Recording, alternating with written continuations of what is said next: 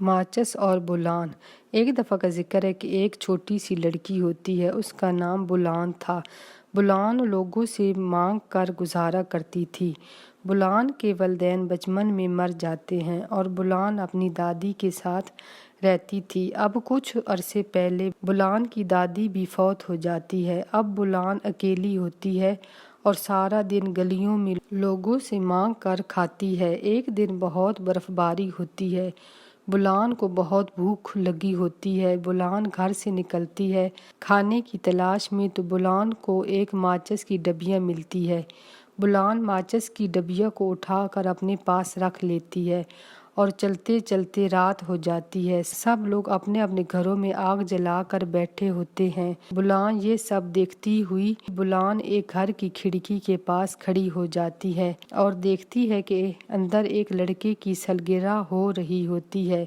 سب لوگ بہت خوش ہوتے ہیں۔ اندر آگ جل رہی ہوتی ہے اور میز پر ہر قسم کے کھانے پڑے ہوئے ہوتے ہیں۔ بولان یہ سب کھڑکی سے دیکھتی رہتی ہے۔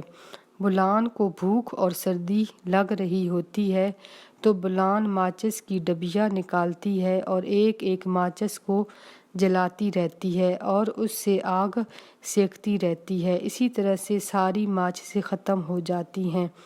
پھر بولان کو نیند آنے لگتی ہے۔ بولان وہیں کھڑکی کے پاس ہی سو جاتی ہے۔ برف باری شروع ہو جاتی ہے۔ بولان نیند میں دیکھتی ہے کہ بولان کی دادی اوپر سے آتی ہے اور بولان کے لیے بہت سے کھانے لاتی ہے اور بولان کا ہاتھ پکڑ کر بولان کو اپنے ساتھ اوپر کی طرف لے جاتی ہے۔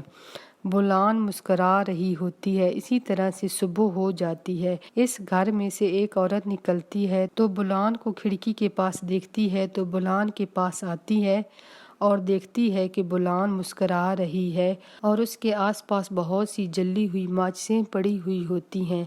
جب عورت بولان کو ہاتھ لگاتی ہے تو بولان مر چکی ہوتی ہے۔ وہ عورت جلدی سے پولیس میں فون کرتی ہے اور پولیس بھی وہاں آ جاتی ہے۔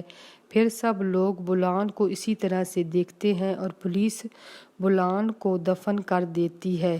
بولان اپنی دادی کے ساتھ جنت میں چلی جاتی ہے۔